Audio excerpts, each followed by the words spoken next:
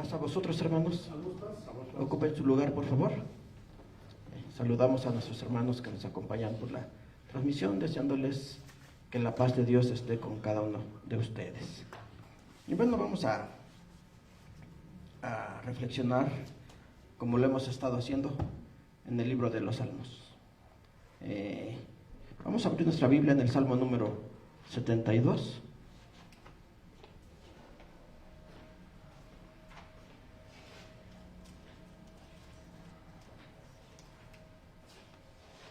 Salmo 72.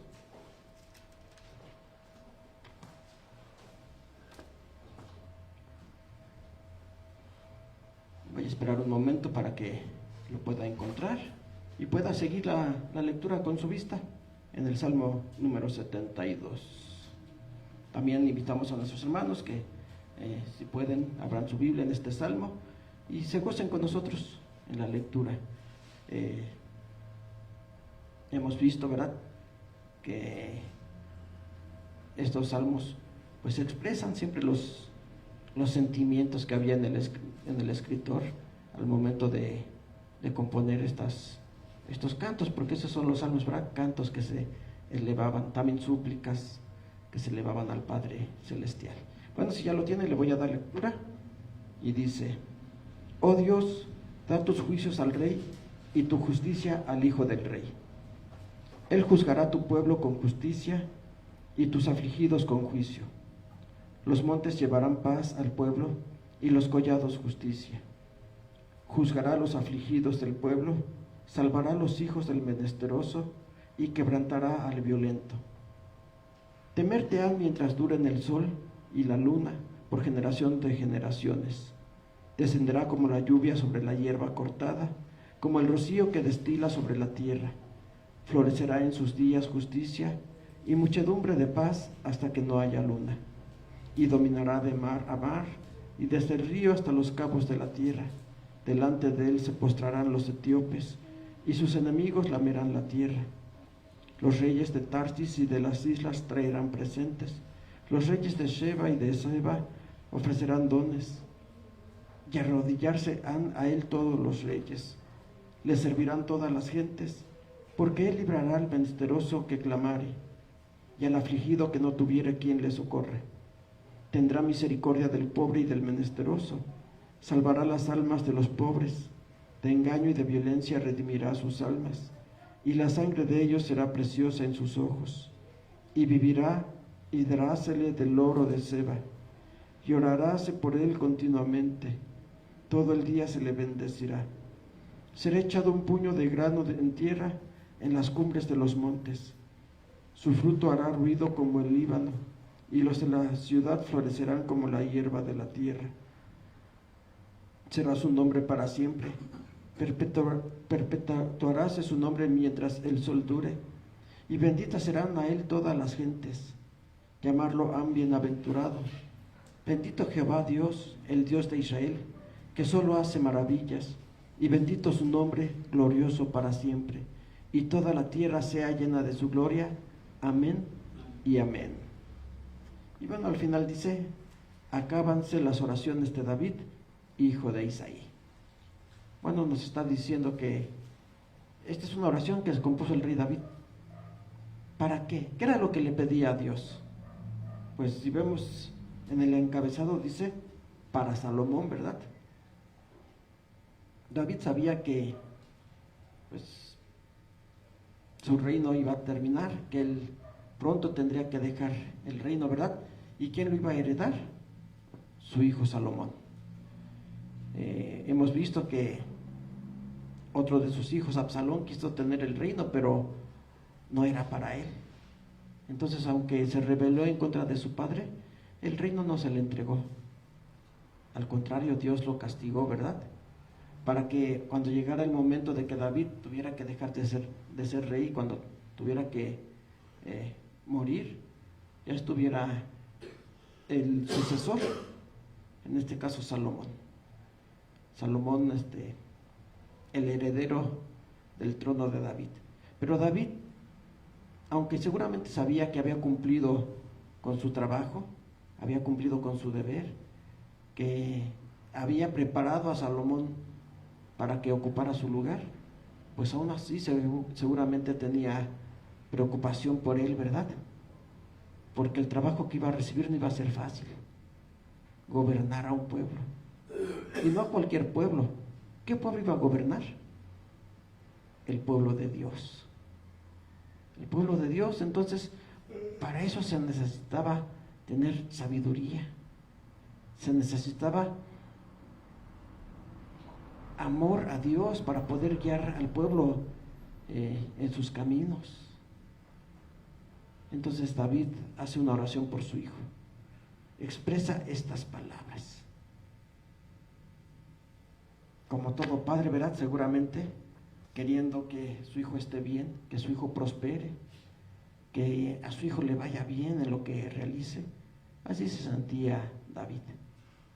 Decíamos, él ya había pasado por muchas situaciones, había sufrido persecuciones, había salido a pelear contra ejércitos para poder mantener la paz en el reino, pero decíamos, ya había llegado o estaba acercándose el tiempo para en el que Salomón iba a recibir aquel reino. Entonces David se esforzó por entregarle un reino con paz, con tranquilidad. Incluso si recordamos, David quería construir el templo de Dios, Dios no se lo permitió. ¿Y qué hizo David? Como Dios no se lo permitió, entonces ya se olvidó de todo. No, ¿verdad?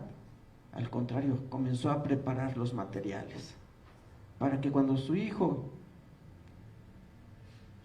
subiera al trono, ya tuviera el material necesario. Seguramente le hizo falta más, como lo podemos ver en la historia, pero al menos ya había preparado algo. ¿Por qué? Porque su padre se esforzó por dejarle el reino, pudiéramos decir, bien, ¿verdad? Y aquí está clamando a Dios por su hijo. Oh Dios, da tus juicios al rey. ¿Qué quiere decir estas palabras? Da tus juicios al rey. Pon tu inteligencia en él, pon tu sabiduría en él, para que pueda hacer justicia, para que pueda guiar al pueblo. Que no guíe al pueblo tal vez con sus pensamientos, con pensamientos humanos, porque sabemos que como humanos siempre cometemos errores, nos equivocamos. Entonces está pidiendo David a Dios, pon tus juicios en el rey y tu justicia al hijo del rey. ¿Quién es ese hijo del rey? Bueno, era Salomón, ¿verdad? El hijo del rey. Pero, bueno, ya leímos el Salmo y ahorita lo vamos a seguir leyendo. Nos podemos dar cuenta que también puede ser un salmo profético. Por la descripción, por lo que pide, por lo que narra aquí el salmista, nos podemos dar cuenta que también se está hablando de nuestro Señor Jesucristo, del Hijo del gran Rey, del Rey del universo, del Rey todopoderoso. Pero bueno, vamos a seguir leyendo y nos daremos cuenta, ¿verdad?, cómo David está pidiendo por su hijo, pero también está dando una profecía acerca del Mesías, del Hijo de Dios. Dice, Él juzgará a tu pueblo con justicia y tus afligidos con juicio. Ya hablábamos, creo que la semana pasada, de la justicia, ¿verdad? Mencionábamos qué es la justicia. Y comentábamos que muchas de las veces no se hace justicia, sino que se actúa de manera injusta. Se cometen muchas injusticias, tal vez castigando a quien no lo merece y premiando al que sí merecía un castigo, ¿verdad? Porque dentro de la sociedad, dentro de los gobiernos humanos, siempre se han dado esas situaciones de cometer muchas injusticias. Pero aquí dice, Él juzgará a tu pueblo con justicia. ¿Qué se necesita para poder hacer justicia, para poder actuar con justicia? Entendimiento, sabiduría, humildad. Porque porque muchas de las veces por soberbia, ¿verdad?, no queremos hacer justicia. O tal vez, como dice también el apóstol Santiago, que muchas veces vemos a alguien bien vestido y queremos quedar bien con él, y entonces hacemos una injusticia con aquel que tal vez no está muy bien vestido, ¿verdad? ¿A él en qué me puede ayudar? ¿Qué me puede dar? Mejor voy a quedar bien con aquella persona poderosa, aquella persona influyente. Y de esa manera se cometen muchas injusticias. Entonces también se necesita esa humildad, esa templanza, para que sin importar quién esté cometiendo un error, se le pueda castigar. Sin dejarnos llevar, decíamos, tal vez por las apariencias, tal vez pensando que aquella persona es poderosa, que aquella persona nos puede ayudar después, ¿verdad? Porque decíamos, eso es lo que predomina principalmente actualmente en los gobiernos humanos. Pero aquí dice: Él juzgará a tu pueblo con justicia y tus afligidos con juicio. Tus afligidos, es decir, aquellos que sufren, aquellos que tienen necesidad, y que, como hemos visto, siempre es a quien más se trata de, ¿cómo podríamos decir? Se trata de perjudicar, ¿verdad? Al que tiene menos, pues que tenga menos, y el que tiene más, que tenga más. Pero por eso aquí está diciendo: Él va a juzgar con justicia, dándole a cada quien lo que le corresponde, lo que se ha ganado, y a tus afligidos con juicio. Velará por aquellos necesitados, verá qué es lo que necesitan y de qué manera se les puede hacer justicia. Los montes llevarán paz al pueblo y los collados justicia. Juzgará a los afligidos del pueblo, salvará a los hijos del menesteroso y quebrantará al violento. Nuevamente juzgará a los afligidos, aquellos que tienen necesidad, a los que, como muchas veces se dice, no se les escucha, ¿verdad? Aquellos afligidos que nunca se les escucha, que muchas veces la gente prefiere no verlos para no darse cuenta de sus necesidades. Dice: Él a esos afligidos, a aquellos menesterosos, les hará justicia. Quebrantará al violento. Aquel que siempre está tratando de hacer algún daño, siempre quiere hacer mal, por soberbia, por avaricia, por codicia, por muchas cosas, ¿verdad? Siempre tratando de hacer algún daño, tratando de humillar aún más a aquel menesteroso, a aquel que tiene necesidad. Y si recordamos, Salomón era lo que hacía, ¿verdad? Justicia. Siempre buscaba la manera de hacer justicia para el pueblo. ¿Por qué? Porque también él le pidió sabiduría a Dios. Dijo: dame sabiduría para poder guiar, para poder juzgar a tu pueblo. Y Dios se la concedió. Y leemos que fue tanta la fama de Salomón por su sabiduría y la justicia que hacía, que llegaban de diferentes pueblos a consultarlo. Pues aquí David también lo estaba pidiendo desde antes. Dale sabiduría, dale inteligencia. Dice: da tus juicios al rey, que pueda hacer justicia de manera adecuada, de manera correcta. Dice: temerte han mientras duren el sol y la luna, por generación de generaciones. Mientras dure el sol y la luna, ¿cuánto dura el sol y la luna? ¿Cuánto durará? Pues Dios los creó eternos, ¿verdad? Así lo dice en el capítulo 12 del libro de Daniel, como las estrellas a perpetua eternidad. Pues dice aquí que mientras existan, mientras haya sol y luna, dice, le temerán a aquellos impíos. Y descenderá como la lluvia sobre la hierba cortada y como el rocío que destila sobre la tierra. descenderá como la lluvia sobre la hierba cortada. ¿Qué descenderá? La justicia de Dios. La justicia de Dios, la justicia que Él trae para la humanidad. Y que decíamos, estas palabras, aunque David las escribió para pedirle a Dios por su hijo Salomón, también están hablando de manera profética del Hijo de Dios. Porque así será el reino de nuestro Señor Jesucristo, mientras haya sol y luna. Dice aquí, descenderá como la lluvia sobre la hierba cortada, como el rocío que destila sobre la tierra. Así se descenderá la justicia de nuestro Dios a través de su Hijo, nuestro Señor Jesucristo. Florecerá en sus días justicia y muchedumbre de paz hasta que no haya luna. ¿Sí hubo justicia en los tiempos de Salomón? Sí, ¿verdad? Decíamos, Dios le dio sabiduría para poder hacer justicia. Pero también nuestro Señor Jesucristo trajo esa misma justicia para todos aquellos menesterosos.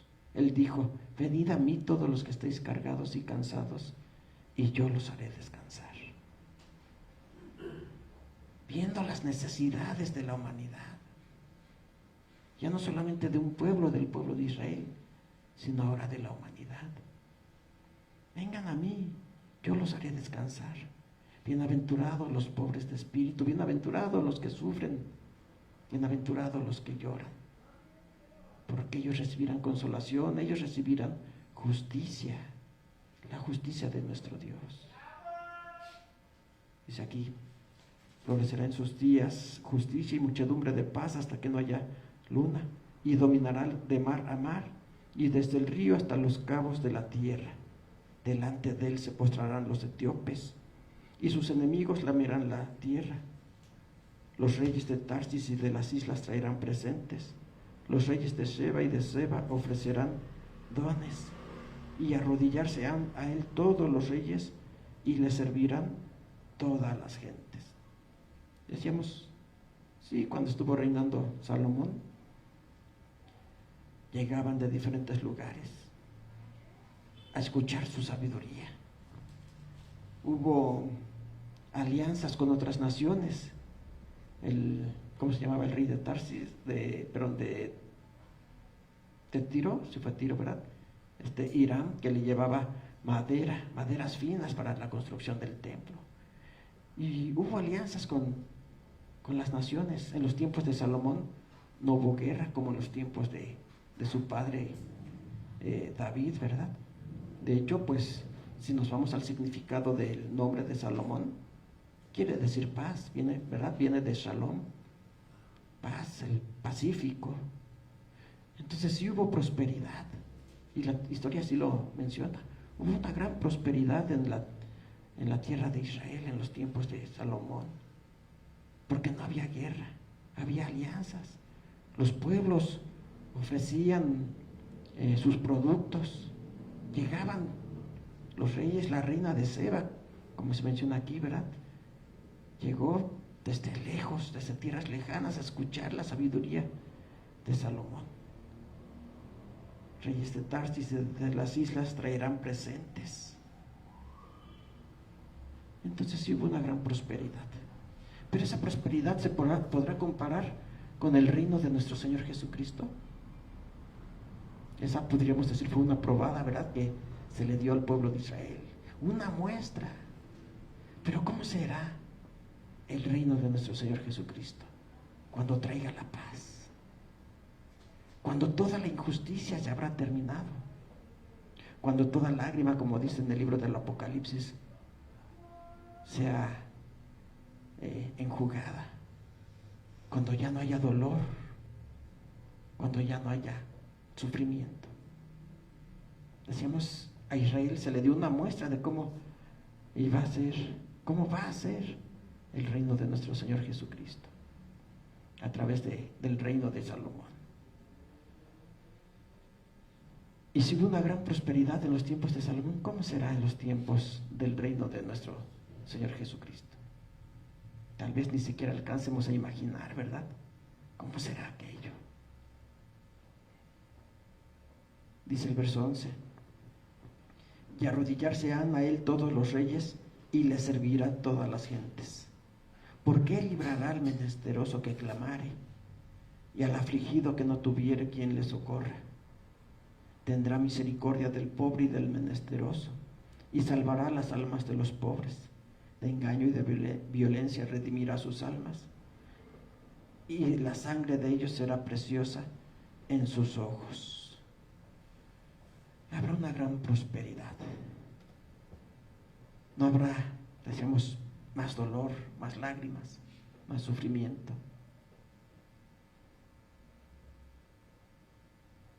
Sabrá, todo se dará alegría, todos llenos de gozo, gozándose con el reino del Hijo de Dios. ¿Por qué? Porque dice aquí, tendrá misericordia del pobre y del menesteroso. Él librará al menesteroso de sus aflicciones, de sus necesidades. Quitará cualquier tipo de sufrimiento. Principalmente podemos decir, quitará la maldad. Porque la maldad es la que provoca todo sufrimiento, ¿verdad? La maldad que hay en el hombre, la maldad que ha crecido, que día con día crece más, es la que ha provocado tanto sufrimiento, tanto dolor, tantas lágrimas. Entonces dice aquí que él liberará al menesteroso, aquel que tiene necesidad. Él establecerá un reino de paz, de tranquilidad. Así como fue en los tiempos del rey Salomón, que decíamos, sí, el pueblo de Israel tuvo mucha prosperidad porque no había guerras. ¿Por qué había guerras en los tiempos de su padre? Pues decíamos, por la avaricia, ¿verdad? Tal vez queriendo conquistar las tierras que Dios le había prometido a su pueblo, pero también por el pecado del mismo pueblo, que desobedecía a Dios, y por ese motivo llegaban naciones a querer conquistarlos. Por eso, aquí David al principio estaba pidiendo y diciendo que diera sus juicios al rey, para que pudiera guiar al pueblo y por el camino correcto, para que no hubiera más rebeldía en contra de la voluntad de Dios, y de esa manera se pudiera vivir con tranquilidad. Y eso es lo que va a hacer nuestro Señor Jesucristo. Actualmente sí hay mucha rebeldía en contra de la voluntad de Dios, gente que desecha, que menosprecia la ley de nuestro Dios, y por ese motivo el pecado crece, la maldad crece, y el sufrimiento también crece cada día. Pero al quitarse todo eso, entonces el hombre podrá vivir en paz, en tranquilidad. Dice, tendrá misericordia del pobre y del menesteroso, y salvará las almas de los pobres. Pues aquí dice de los pobres, pero estará hablando de pobreza económica, de una pobreza de bienes materiales. No, ¿verdad? Decíamos, y si recordábamos las palabras de nuestro Señor Jesucristo, bienaventurados los pobres de espíritu. ¿Quiénes son los pobres de espíritu? Aquellos que se entregan completamente a Dios, aquellos que no se rebelan, aquellos que no actúan con soberbia, aquellos que actúan con humildad, aquellos pobres, aquellos menesterosos. Verso 15 sigue diciendo, y vivirá y darásele del oro de Seba, y oraráse por él continuamente, todo el día se le bendecirá. Cuando un gobernante actúa de manera incorrecta,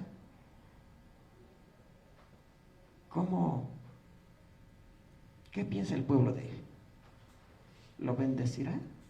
No, ¿verdad? Todo lo contrario, siempre quejándose. Pero cuando un gobernante actúa de manera correcta, haciendo justicia, pues sí, el mismo pueblo lo bendice. Y si nuestro Señor Jesucristo sabemos que va a establecer un reino de justicia, de paz, de prosperidad, Dice aquí, todo el día se le bendecirá.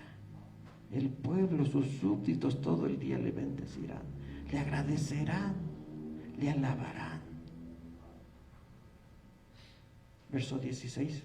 Será echado un puño de grano en tierra, en las cumbres de los montes. Su fruto hará ruido como el Líbano, y los de la ciudad florecerán como la hierba de la tierra. Será su nombre para siempre, perpetuaráse su nombre mientras el sol dure, y benditas serán a él todas las gentes. Llamarlo han bienaventurado. Será su nombre para siempre.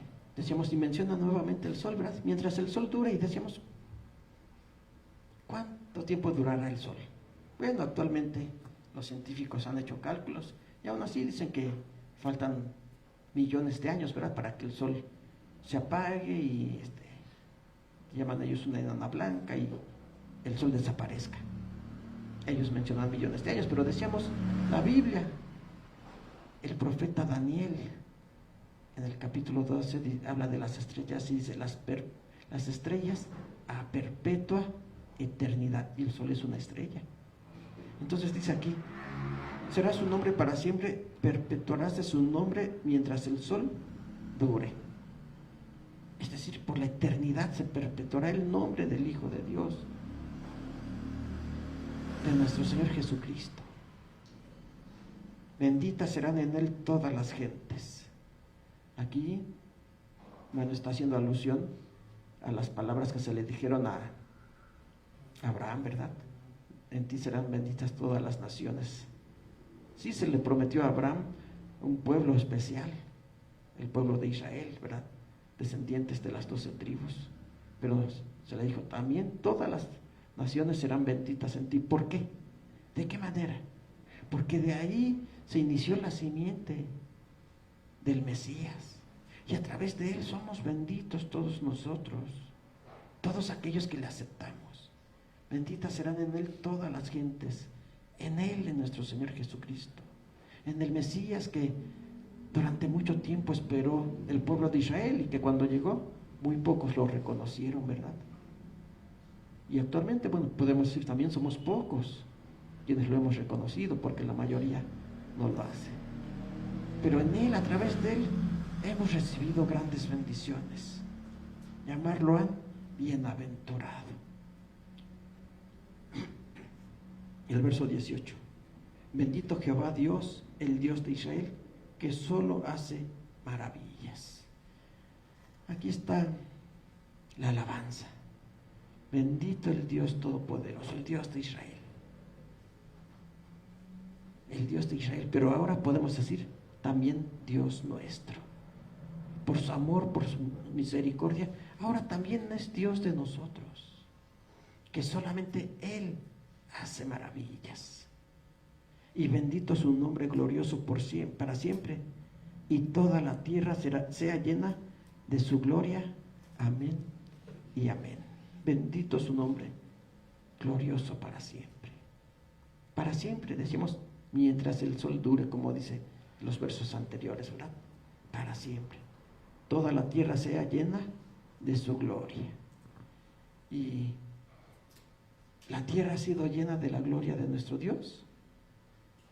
Sí, ¿verdad? Decimos, aunque sea en unos pocos, no en todos, pero sí, alrededor de la tierra, la gloria de nuestro Dios está presente. Porque todos han escuchado hablar de Él, todos han conocido sus grandes maravillas. No todos lo aceptan, no todos le agradecen, pero todos han escuchado de Él. Y concluye diciendo, amén y amén, alabando al Dios Todopoderoso, reconociendo todo lo que Él ha hecho por su pueblo Israel, por los gentiles que le han aceptado, recibiendo sus promesas, recibiendo sus bendiciones. Y decíamos, es una petición, una oración que hizo David por su hijo Salomón, pero que en ella también nos habla del Hijo de Dios, del Rey, ¿verdad? Como lo dijo él, no juréis por Jerusalén, porque es la ciudad del gran Rey. ¿Y de quién hablaba? ¿De David? No, del Hijo de Dios, la ciudad del gran rey, el cual va a venir para hacer justicia, para terminar con todas las aflicciones, necesidades, para consolar al necesitado, al menesteroso, para quitar la violencia y que se establezca un reino lleno de paz, de tranquilidad, de gozo, de alegría. Y pues nosotros debemos de confiar y esperar, ¿verdad? Y esperar dentro de su pueblo para poder ser partícipes de todo eso. Que Dios les bendiga, hermanos. Vamos a recibir nuevamente a nuestro hermano Eduardo para concluir con este culto.